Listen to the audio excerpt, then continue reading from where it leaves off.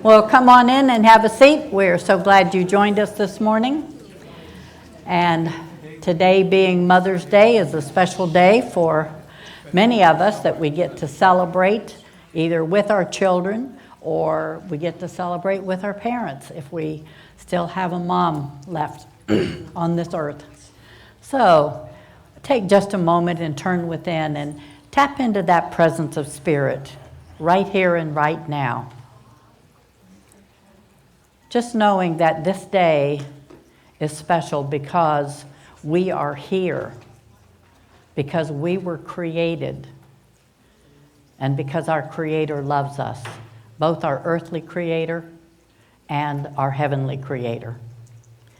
I give thanks for the presence of each of you here, knowing that as we come together this morning, that we are one in spirit, one in love, and that you know that here we have open hearts, open arms, and open doors, and you are so welcome to be here. And so it is. Amen. Well, this morning we're going to talk about lessons from Mom. But before I get into my talk, there's a couple things that I want to say. First, what is there new to say about Mother's Day that we haven't all heard before? Probably nothing, but maybe I can put a spin on it that'll be enjoyable. Second thing is, when we talk about mothers, motherhood, mothering, we're not just talking about a woman who got pregnant and gave birth to a child and raised that child. We're talking about anyone who's had the courage to step into that role, whether it's a family member or someone who's adopted a child. Everyone that has taken on that role is who we're honoring today. And the last thing I want to say is that I want my talk today to be a little interactive. I'm going to say some things that I'm sure you've heard before. Maybe you've said them. And so if I start a sentence and you know the end of it, please feel free to join in. Okay, so lessons from Mother. Well, first, my belief is that motherhood is the most important and the most demanding job in the world. And we get absolutely no training for it. We might look at what our parents did and how they raised us, and we try to pass that on to our children. Well, that's why we have dysfunctional families today. Oh, but my mother would teach me lessons, and sometimes it was after the fact that I realized what had happened and what she was trying to teach me. So her way of teaching me about religion went a little bit like this. I'd spilled some juice on the carpet, and I was busy trying to clean it up before she saw it. No, she came in and she saw me, and she says, "You better pray that stain comes out of the carpet." I did pray, but I wasn't praying that the stain would come out as much as I was praying that she wasn't going to kill me. But I did learn a wonderful lesson for that. I could not deny God loves me. Kept me safe.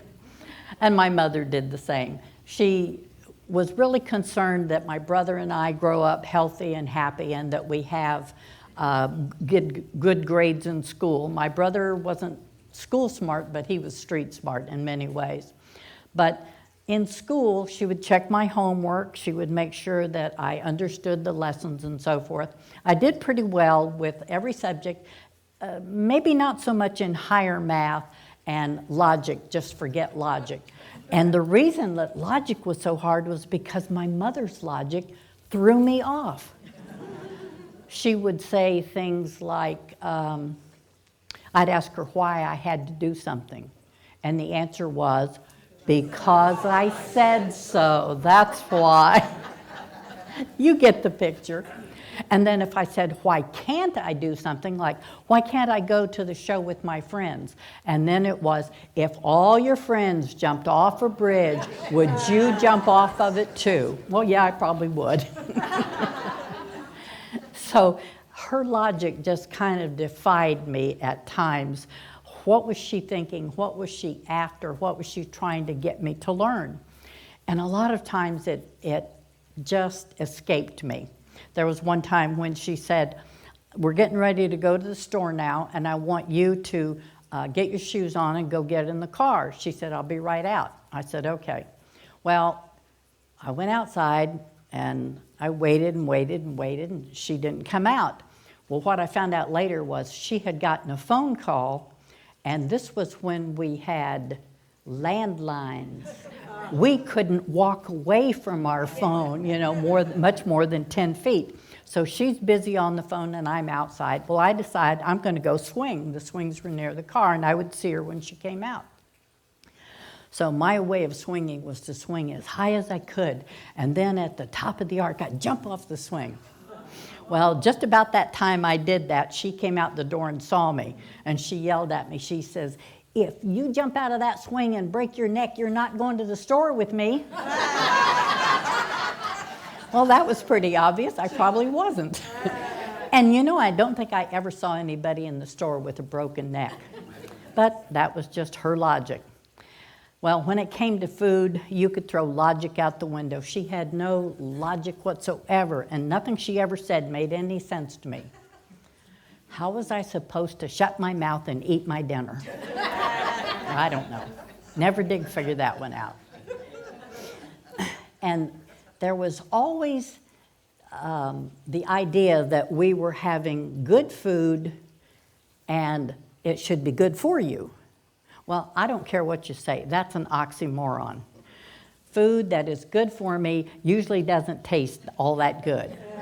And good food was never good for me. Take Brussels sprouts as an example. Please take them, please.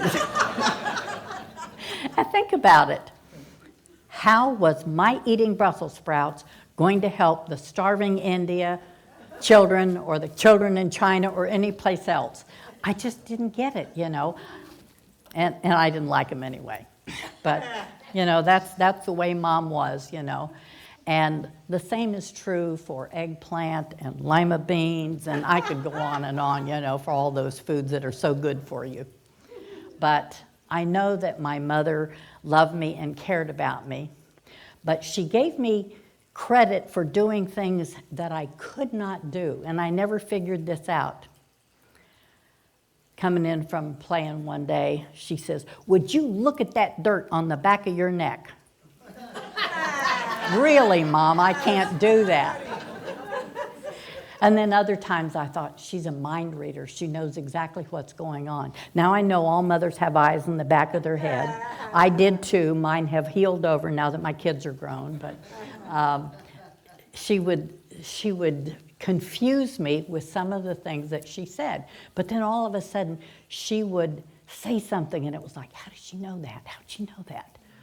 Well, when I was disciplined, her usual method of discipline was to send me to my room. And just as I got to the door, she would say, and don't you slam that door either. How did she know that's what I was going to do? But I was fortunate in the fact that I kind of had a second mother. My brother and I went to live with my grandmother during a time when my mother couldn't care for us. And this was my father's mother. And I'll be honest with you, she was about 50 when we went to live with her. I would not wish me on anybody. I was in the second grade at that time and didn't understand what was going on, but, we went. And the thing about my grandmother was that she had friends, a lot of friends that were very refined ladies, very nice ladies.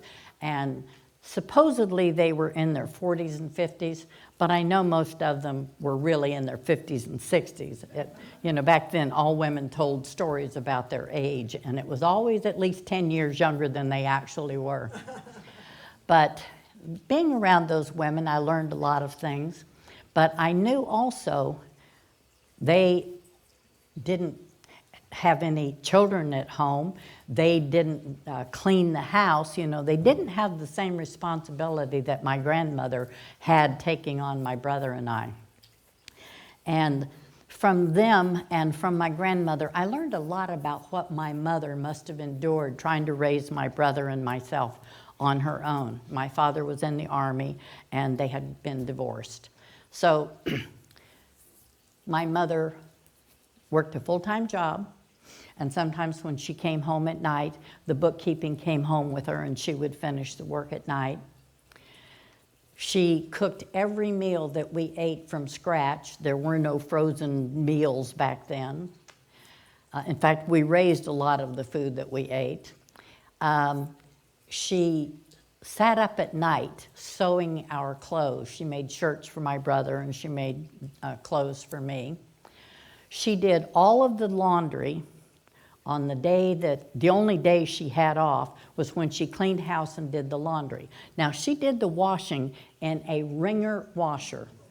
And if you're too young to know what that is, look it up on the internet. You'll see what a laborious job that is. We didn't have a clothes dryer then either. They hadn't been invented yet.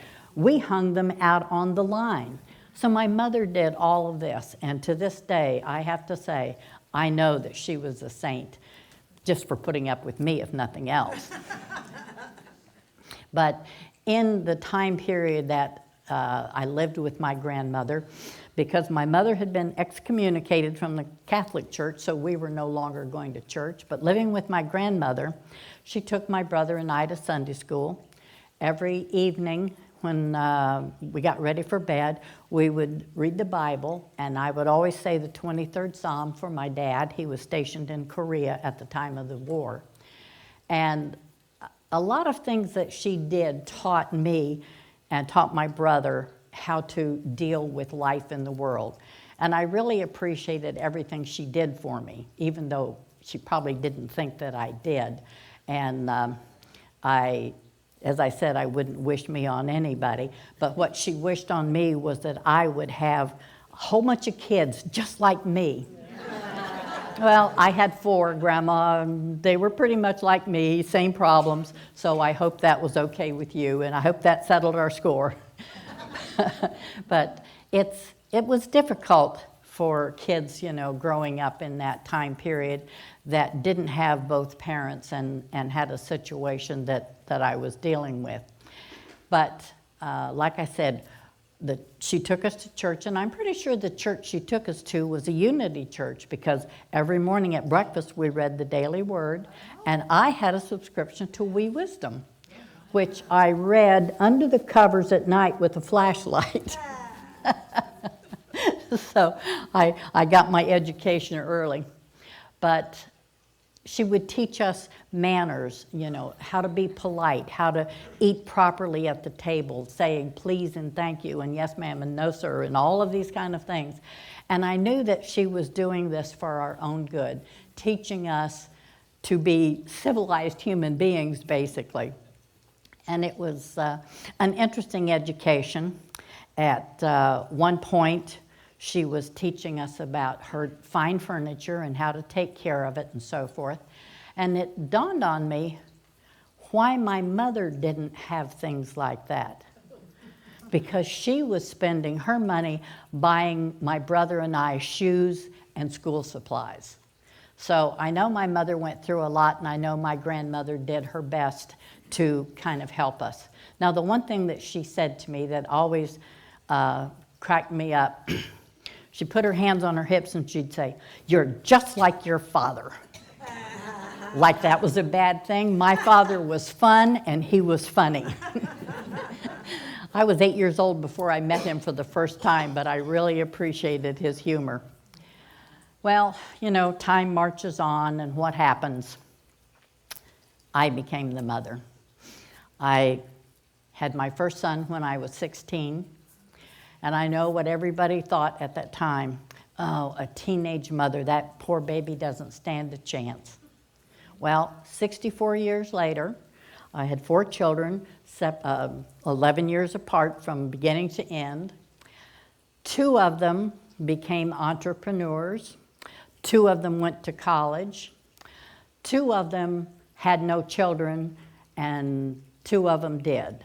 So sounds like I've got 8 kids. No, it was only 4. But all of that rolled into my life made me feel like I could handle motherhood. Well, I had the lessons of my grandmother to rely on. I had the lessons of my mother to rely on, and even some of my friends' mothers who yelled at me for various things that I did. That I had those lessons to rely on, and the Bible, which I was always a Bible student. I loved it once I got introduced to it and began to read it myself. And, you know, some of the lessons were like the lesson on time travel. If you don't cut that out, I'm going to knock you into next week. Or the lesson on irony. Crying? I'll give you something to cry about. I think we've all heard some of these at one point in our life. And of course, the one that was my favorite from the Bible, you know, spare the rod and you'll spoil the child. Well, I didn't think that that was a good way to live, so I did not spare the rod. I did not spoil my children. And I will say that what they learned from me was about the circle of life. I know you know this one. I brought you into this world, and I can take you out. Well, I hope you enjoy the comedy about my family. That's not really the way I was raised, but I know that there was a river of love that flowed through our family from one generation to the next. And being able to go and live with my grandmother was quite a treat for me, that I got to see her generation and learned a lot of things from her. And it was she that introduced me to the Bible. Having been Catholic prior to that, I never got too close to the Bible in the Catholic Church. But I'd like to share now with you some of the women from the Bible that I've read about and how they handled motherhood and what it means to us today. The first one is Sarah. She is the wife of Abraham. And in Sarah, I have yet to figure out, is this a lesson in patience or a lesson in faith? And probably a little bit of both. Because Sarah was in her 60s, and she received a promise for God that she would have a child. Well, at 60-something, she was thinking, I'm too old to have a child now. And 25 years later, she had her first child, who was Isaac. And Isaac became the next person to have a mother that made a statement in the Bible. Isaac married Rebekah. Now, Rebekah gave Jacob twins. Isaac gave Rebekah, and Rebekah had twins, Jacob and Esau. And in the story, Rebekah kind of pulled a fast deal so that she could get Jacob in the place where she wanted him to be. In their culture, the firstborn child gets the blessing from the father and inherits most of the family's goods and so forth. But when Rebekah looked at Esau, she thought, he is not a leader. The leader is really Jacob. So how do I put him in that place?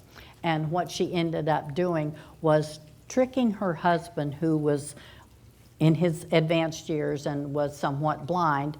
And so she tricked him into thinking that Jacob was Esau. And so that was how Jacob got the blessing. Now, just so we're clear on this, God does not admire anybody being tricky or deceitful in getting what they want. But God does allow whatever has happened to slowly unfold in the world the way it should. And fortunately, Jacob's leadership was the right one. And after Rebekah, the next person I want to talk about, I'm guessing that probably only one or two of you, if any of you, know this woman. Her name is Jochebed. Anybody ever hear of her? She was a mother who decided to give her child away to save his life. Her child was Moses.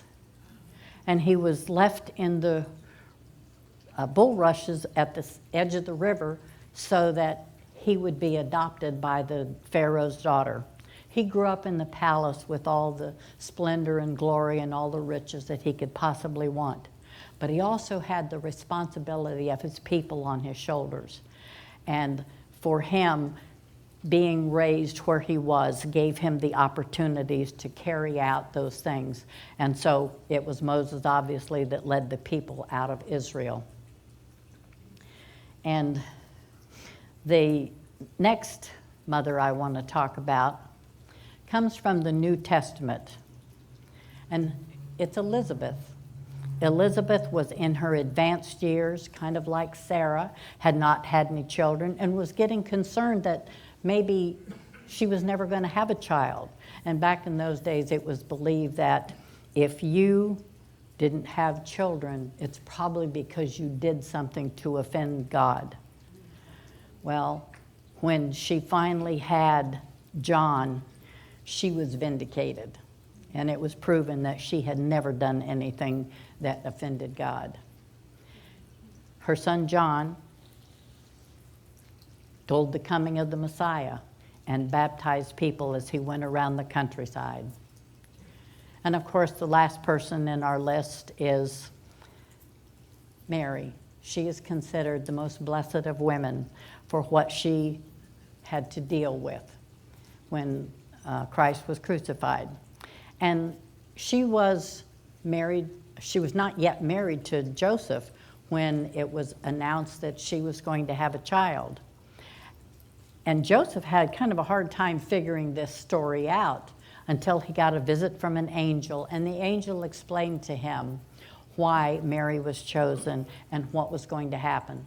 And so as the story unfolded and Joseph heard from the angel, he realized that it was a blessing from God. And so he vowed that he would help raise that child as if the child were his own. Now back then, that would have been punishment by death to have been pregnant out of wedlock. But as we know how the story unfolded, and we come to the time when we look at our lives, we look at the lives of all the people in the Bible. These women, maybe their stories weren't true in the form that we think of, but they're certainly archetypes for the way motherhood could go, for the way perhaps we could raise our children. If we have the patience and the faith of Sarah to deal with what we're dealing with, if we have the ability to understand what is right and to accept responsibility for what we do in our life as Rebecca did. And if we are willing, as Jochebed was, to allow her child to be raised by someone else so that he would have a life and have a better life. If, like Elizabeth, we can be vindicated and be proven to be right for whatever is going on in our lives, for whatever mistakes maybe people think we've made. And for Mary, if we can have Mary's strength of resolve to deal with the kind of issues that life throws at us. And in all of these, I believe that God has a plan not only for the things that happen in our life, but God also has a plan of how it gets worked out and how we, in the end, are comforted by that presence of Spirit always surrounding us. And I close now with a little verse that I found. I never did find an author of it, but I thought it so told the truth about motherhood. And as mothers have said for many generations, when you get to be my age, you'll understand. Motherhood is a choice you make every day to put someone else's happiness and well-being above your own, to teach the hard lessons, to do the right thing, even when you don't know what the right thing is, and to forgive yourself over and over and over again for doing anything wrong. Happy Mother's Day, and so it is.